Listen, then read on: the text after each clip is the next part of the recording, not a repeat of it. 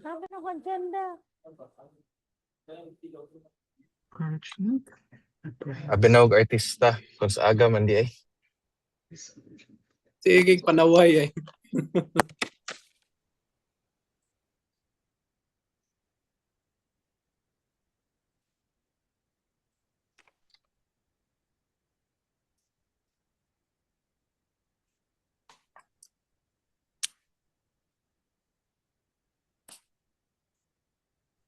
So quorum na, pila ka attendance? Okay. So first special session of the 21st City Council is now called to order.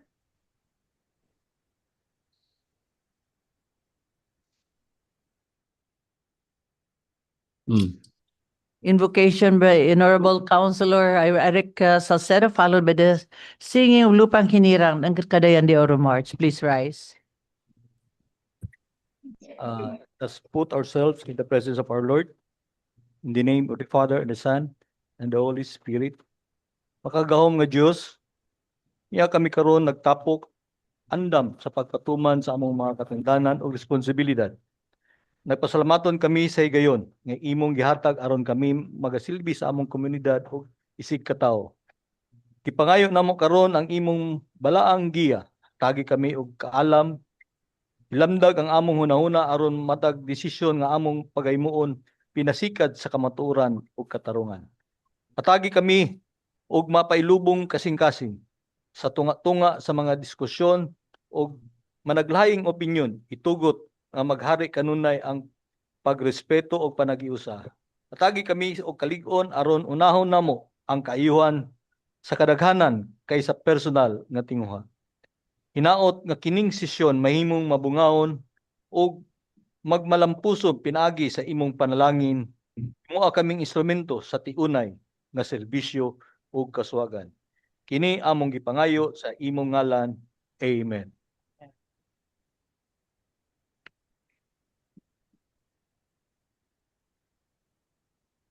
Mga kababayan, ang pambansang awit ng Pilipinas.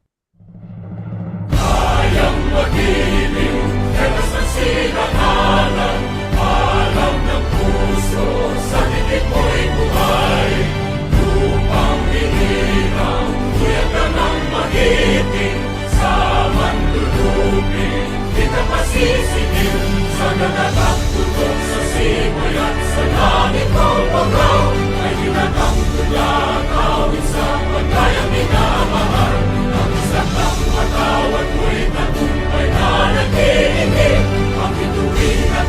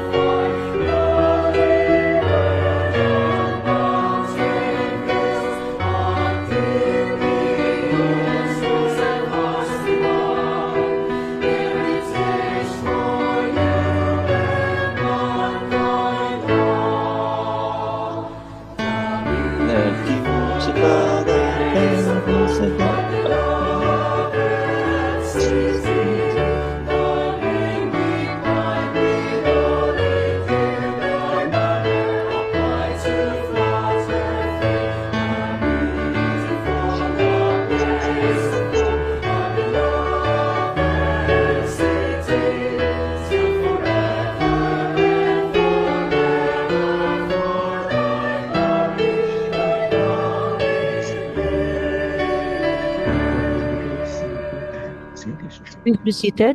Mr. Secretary, please do the roll call. Ma'am, ibutang i-ready daan ka ang kuling iyang pag-roll call sa iya. Honorable City Vice Mayor Jocelyn B. Rodriguez, Presiding Officer. Okay. Honorable District Councilors. Honorable Desiree Ann M. Dahino. Honorable Roger G. Abaday. Honorable Juancho R. Pascual. Present. Honorable Agapito Heriberto G. Swan. Present. Honorable George Christopher Q. Goking. Present. Honorable Moreno Y. Daba IV. Honorable Alpi Ligaspi Sr. Present. Honorable Aimee Rose P. Moreno. Present. For the second district councilors, Honorable Ivona Yasini B. Imano, Honorable Maximo T. Rodriguez III, Present. Honorable Paulo Nicolo Gaani, Honorable Joelen Mercedes El Balaba, Honorable Yan Lam S. Lim, Honorable Enrico Di Salcedo, Honorable Hilda Ong, Present. Honorable Gar S. Cabanlas. For the ex-officio members, Honorable Marlo L. Tabac, Liga ng mga Barangay President, Honorable Kenneth Jan Di Sacala, CTSK Federation President, Present. and Honorable Dr. Roberto P. Cabaring, IPMR. There is strong, Madam Presiding Officer.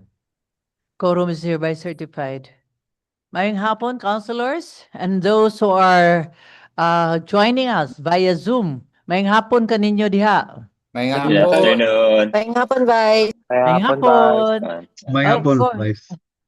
So, it's nice to see you again, Councilor Balaba. It's been a while. Yeah, welcome. So, so of course, those who are watching us right now, our visitors and our friends from media, maayong hapon kanatong tanan. So let us proceed. Majority Floor Leader, Attorney Edgar Cabanlas. Thank you very much, Madam Chair, our distinguished Vice Mayor, passionate and dedicated public servant, members of the City Council, our peers in the Zoom, mga katauhan sa Cagayan de Oro, at mga bisita nga nakaroon sa likod, may hapon sa tanan. Mayong hapon. May hapon. May hapon. Ay mo katingala mga ikson nga nung nainani nga mo mga sanina kay under the rules of the City Council, if it is a special session, then we can have a casual wear Yeah. during the session. Tingala mo ano ba sila magbarong? Now, Madam Chair, may I move to dispense the reading of the minutes of the previous regular wala man ba? Oh, sorry. So we proceed now to our agenda proper, Madam Chair. Okay. Item number 1, proposed ordinance number 2026-225, approving the supplemental budget number 1 of the General Fund for CY 2026 with an estimated income of 214,218,000 pesos against estimated expenditures of the same amount. May I move for the approval of this ordinance, Madam Chair. And a second? Second. Second. Query. Okay. Councilor Ibi Imano?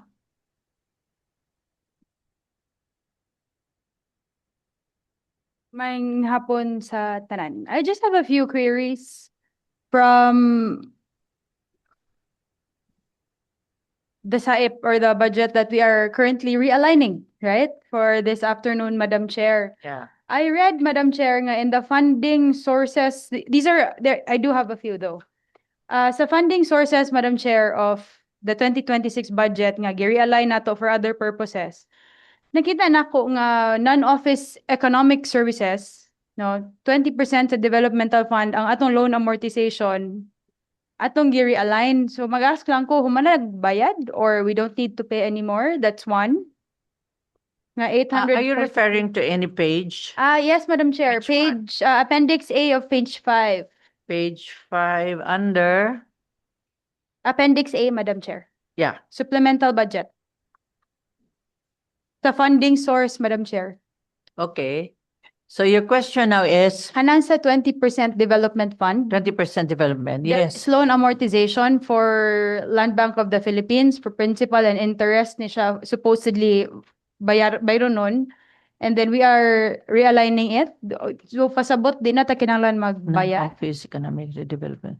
Yes. So anybody can answer? Wait, can I Yeah, finish first please and then expound, so yeah. that's one. Number two, Madam Chair, I saw also nga normal man nga na continuing appropriation, but we do have continuing appropriation since 2019, 2021, 2022, and that of 2023. So maybe these were not used budgets from the different agencies. Kay 2019 na patay budget for Lunhaw. Given nga there are a few nga nahuman na pod, di ba? Divisoria redevelopment. And then 2021 na ASAD, 2022, 2023. So ako lang query ani also, Madam Chair, is basi na pa'y other continuing appropriations in the other offices or in the other budgets nga atong gina-approve every year, but wala gyud siya proper implementation or proper nga feasibility study for these programs and projects. So basin pwede, Madam Chair, moving forward, mangayo ta og list of continuing appropriation kay basin napabitaw lain nga nangabilin for those years nga mayo unta makita kung naagi kinahanglan nga project, and then we can appropriate it or realign it in priority projects ba. Kay daghan man ta project nga wala panahuman or kinahanglan i-fund, maybe we can realign it there too, if needed maybe in the next nga supplemental budget. That's number two. And I also, Kaon na sa nato patubag. The first question that you have, sige, okay. para dili libog, is Okay. what's the question The again? loan amortization The for loan realignment. amortization. Yes, what is it again? Dili na tagabayad og loan, wala tay Dili na kinahanglan. tagabayad. Yes, Councilor Alam, Lim.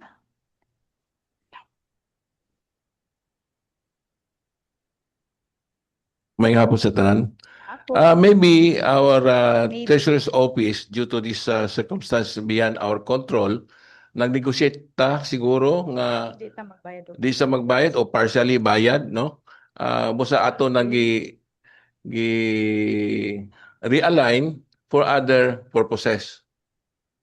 Madam Chair, okay. Yes. Maybe. The word there is maybe, so dito sure. Maybe. Follow up, Madam Chair. Kung dito magbayad aning interest, principal and interest manig, bangko bayad na. We know nga if dili ta makabayad ana, motubo na sad na in the next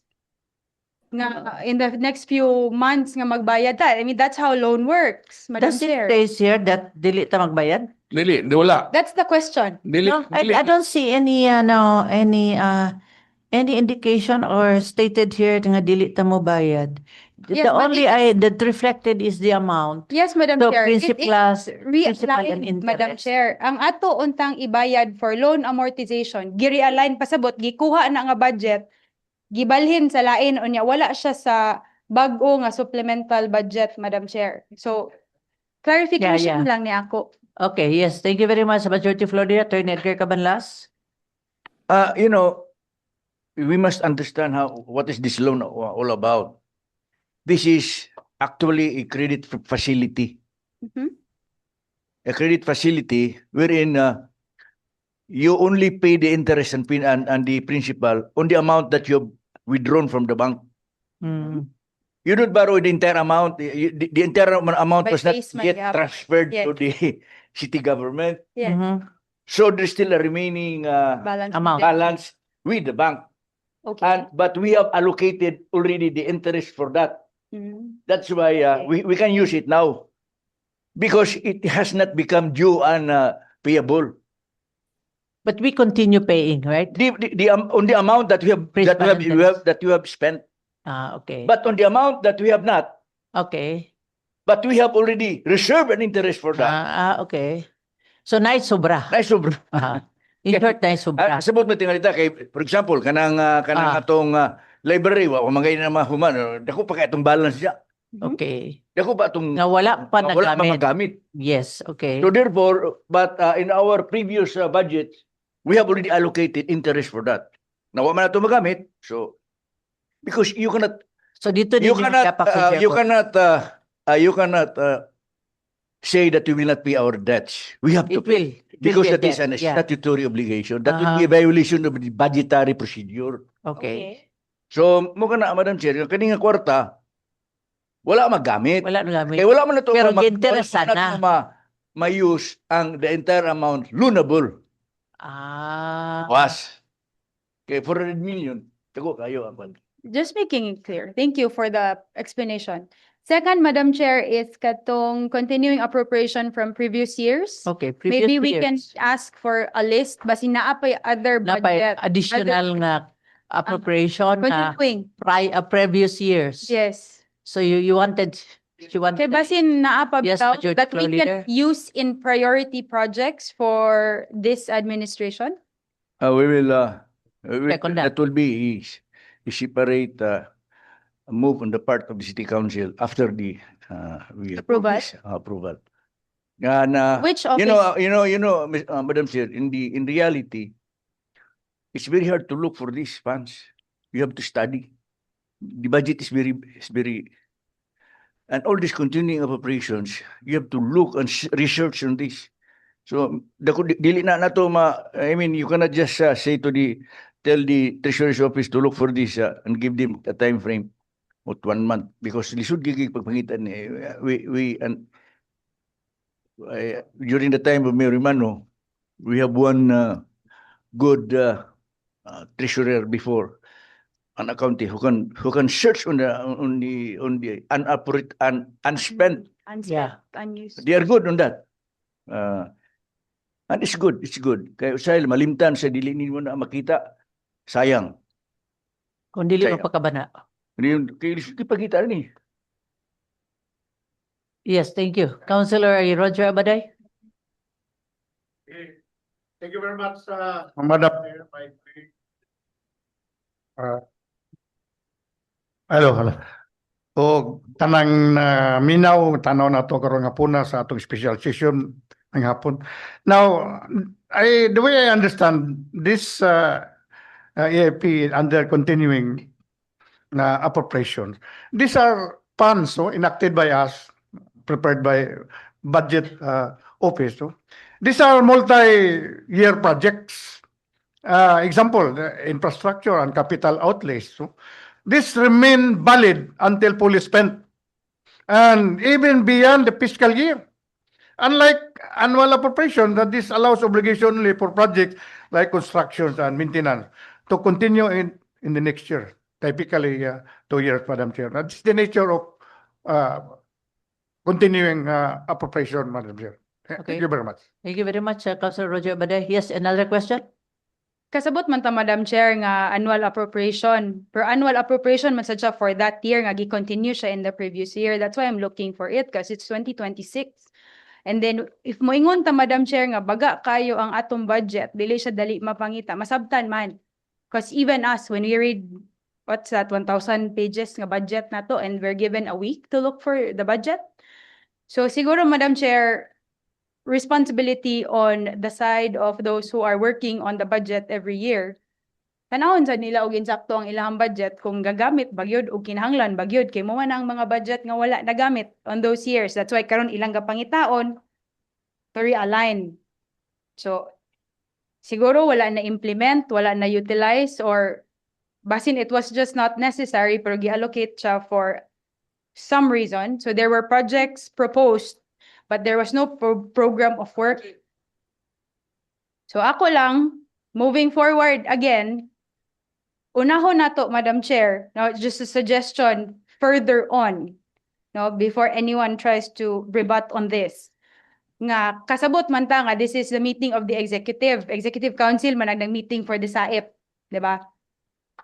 Nga, mas mayo siguro, suggestion, nga, ang different offices, they identify the necessary projects, include and involve the barangays for these projects, and then we allocate budget. Kaya para dili masayang ang atong budget.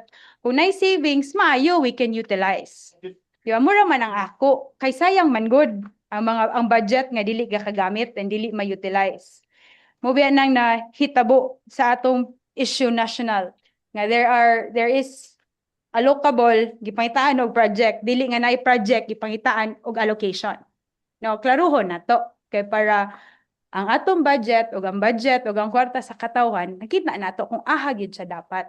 No, it's fully utilized. Last Okay. question lang. Madam Wait, Chair. basig gusto ganina raise og hand si Councilor Alam Lim. Yes, you have the floor. Basig na say gusto itubag sa imo question. Okay. Kanang realign, bisag sukat pa sa una nga mayor, hantod karon.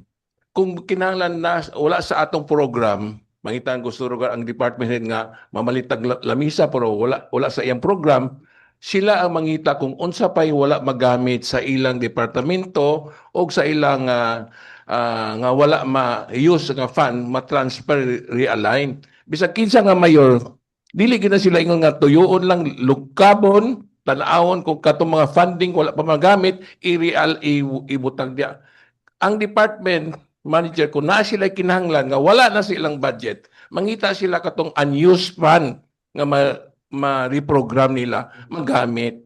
Panahon pa na mga mayor bisag kinsa pa na dili gid ingon nga tuyoon pag relocate ga asa funding magamit. Dili man na kaya. Magkinanglanon. Aya na kinahanglan nga wala sa program mangita sila nga katong ilang nabay kung sa mga sobra. bakante nga sobra nga wala magamit, i-realign nato for this. Otherwise, ang uban dili Awa wala nakatangad kinahanglan. lang dia o General. that's fun. Balik sa general fund. Ah. Okay. Again, wala man ko gingon, Madam Chair, nga gituyo og bakante. No, I didn't say that. And the issue is not on the realignment. I'm not even against the realignment. I understand realignment. I understand it clearly. Ang ako lang nga klaruhon unsay gigamitan ug aha paingon mura man ang ako. I make it clear. And my last question, Madam Chair, this is just for clarification as well. For the supplemental appropriation, there is a construction of a 3-story, 12-lecture room for practical working area for the City College Phase 1. Query lang. New building, same in Barangay Agusan? Is there a program of works for this project? Because it's 25 million and we have allocated 350 million for City College for 2026. So my query is this an addition? And asa dapit kung nabay bago nga area nga tukuran sa building or is it the same as the TVI in Barangay Agusan, Madam Chair? Query lang na ako. Clarification lang yun. Yes. Who can answer? For discussion. Kaning 25 million you're referring? Yes, Madam Chair. Okay. Nadid So your baki- query Papa. again is Yes. what? Again? Where is the building? Where is the building? Asan yung building sa Same kwan? gihapon sa Barangay Agusan nga Sa Agusan, TVI, Magyapon. previous nga area. Construction 2-story, 10 lecture Someone rooms. from the Madam Chair. Okay.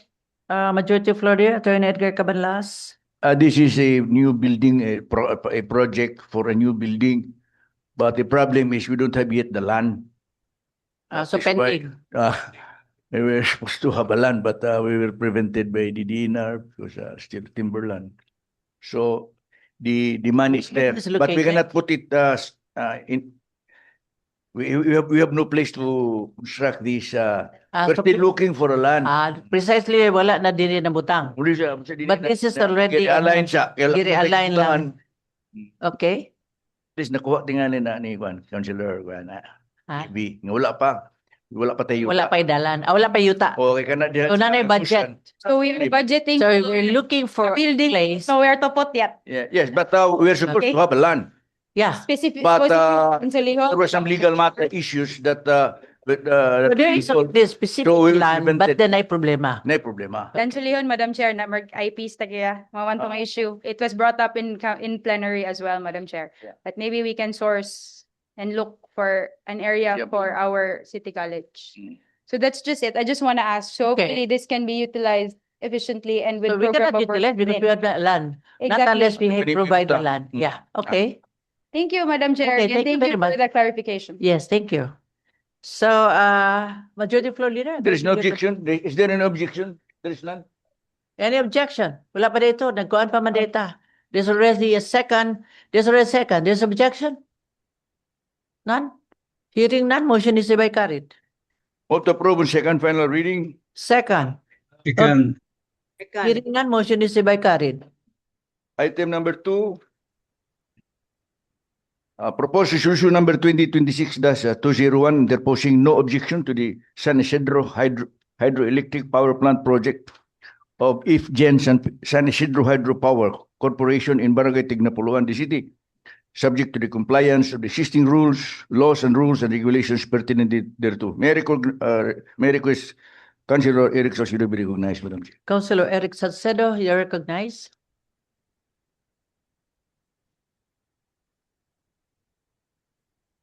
Ngayong hapon, Madam Chair. Proposed resolution number 2026-201. I move for the approval, Madam Chair. And a second. Objection? Madam Chair. No. Wait. Is there second? Second. Discussion. Councilor Roger Abada, you have the floor. Thank you very much, Madam Chair. The second This is not one of the an objection.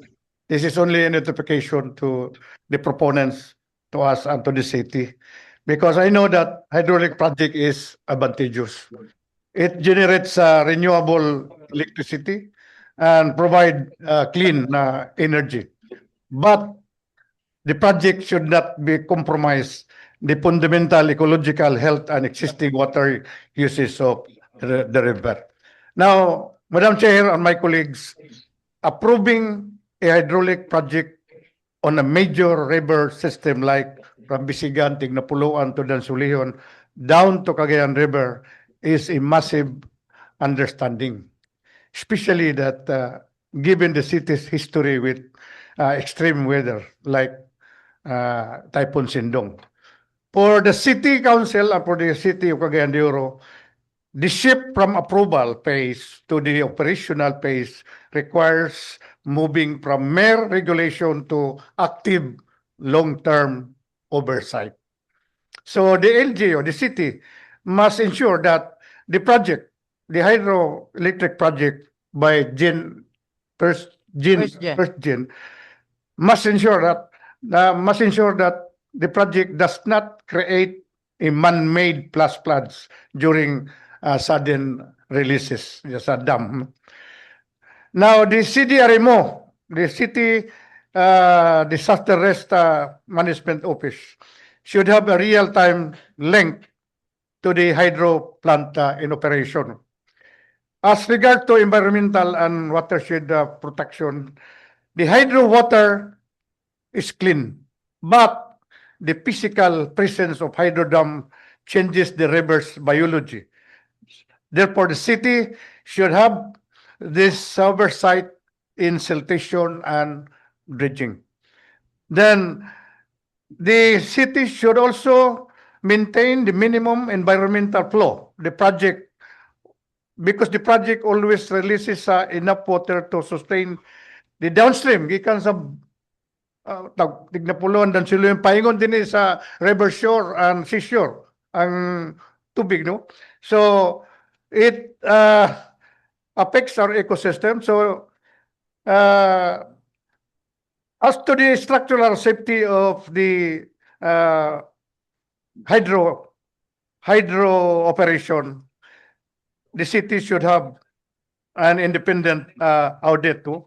While the developer is responsible for the dam's integrity, the city also serves as the community primarily the protector of the people. So the city shall require annual safety inspection by independent structural engineers specializing dam safety.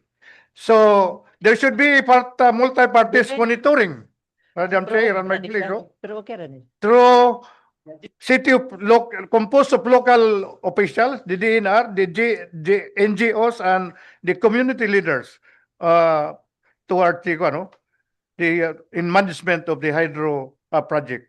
Now, there are barangays affected from Bisigan to Tignapuluan and Dansulion. The proponents, the hydro or the first gen, the proponent of hydro electric project should have provide a livelihood program, especially for those who are people who are relying fishing or agriculture industry. Now, in the case of flood control, since the city is already implementing the flood risk management project, the PRIM, or with JICA, it is vital that the hydroelectric proponent or the project operations should have synchronized with the new dikes flood wall, so the dam, so that the dam should serve as the buffer during storm and not to add rest, Madam Chair, my colleague. So this is just a notification to the proponents, to us, and to our colleagues in the city of Cagayan de Oro, Madam Chair. Thank you very much.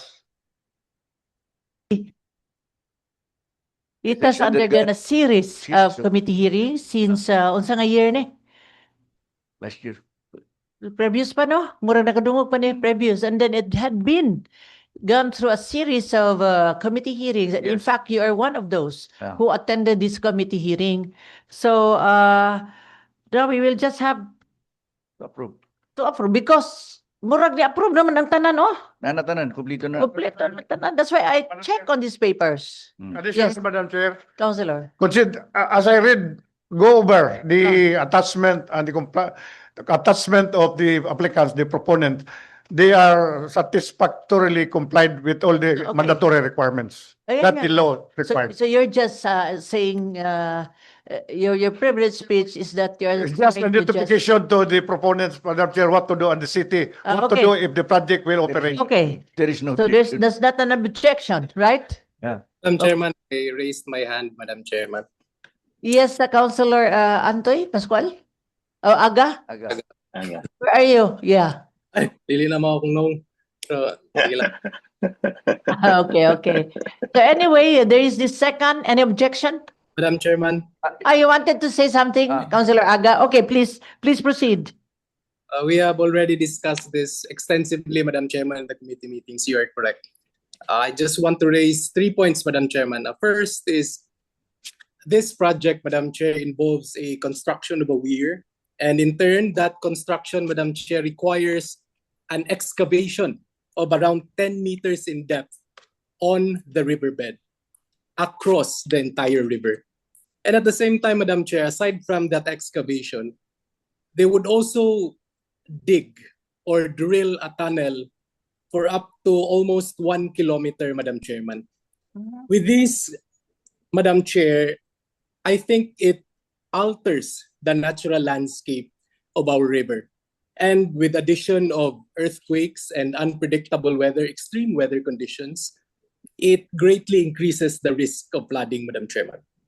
My second point, Madam Chair, is about the jurisdiction. 2 LGUs are involved in this, Madam Chairman, the municipality of Talakag and the city government of Cagayan de Oro City. And during our series of meetings, we have not yet met with each other, so we have not defined the dynamics of our relationship, especially the oversight function, Madam Chairman. And lastly, Madam Chair, the last point that I would want to raise is the energy that would be produced with this project.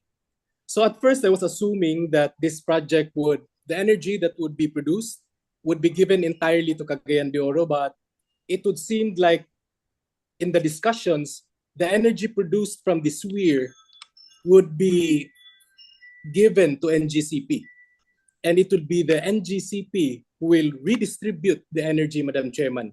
The percentage or how much energy that would be given to Cagayan or to the municipality of Talakag, that I do not know. The mechanisms, I do not know, Madam Chairman. Okay. So with these 3, Madam Chairman, the alteration of the landscape, which increases the risk of flooding, the jurisdiction, and the energy that would be delivered to Cagayan de Oro, or the outcome of the project, because of the outcome of the project, this, Madam Chairman, I would have to register my objection to this project, Madam Chair. Thank you. Is that possible to object when you signed? We'll just allow that objection anyway. Okay, even if you sign in this committee hearing, but what's the law? What's the rule on this? Supposed to be, but the law, the interpretation is much broader, especially during the final deliberation. Okay, so, He might have changed his mind. Yeah. okay, so there must be a dissenting opinion. So there is an objection, Madam Chair. So Okay, I move so there's the objection. division of the House. Okay, division of the House. Yes, who are for approval of the proposed resolution number 2026-201, San Isidro Hydroelectric Power, please raise your right hand. Approval. Kita sa Uncle Ling. Oh. 6, 7, 8, 8, 9, 10, 11. 12, 13, 14, 15, 16. Ah. 16. 16. Oh, 16, Madam Chair. Again, Sir Amy Moreno, Wala pa siya, ma'am. Kaya wala siya nagbotar pa, ma'am. But- 16. is she around? Na, ma'am, na. Na ito. Huh? 16. Yes, Madam Chair. I'm here, Madam Okay. Chair. So wala siya nagbota. Anyway, sige. 16 for yes, In in favor. favor. And those who are not in favor, please raise your right hand. Councilor One. Aga. 1. 1. Abstention. Abstention 1. Abstention, Councilor Eby. Councilor Amy, your vote. Abstention, Madam Chair. Abstention. So one objection, 2 abstention. Abstention. 16 in favor. Yes. Okay. So motion is hereby carried. Move to approve on second final reading on the same number of votes. Second, subjection, same number of votes. Motion is hereby carried. There being no other matters to take up, Madam Chair, respectfully move for the adjournment. Any second objection? Hearing none, motion is hereby carried. God bless us all. God bless. Thank you. Bye-bye. Bye-bye. Ha? Sige, karon na yun. Lumato pa kong konduktor. Karon na yun. Oh, sige, sige. Okay. Okay.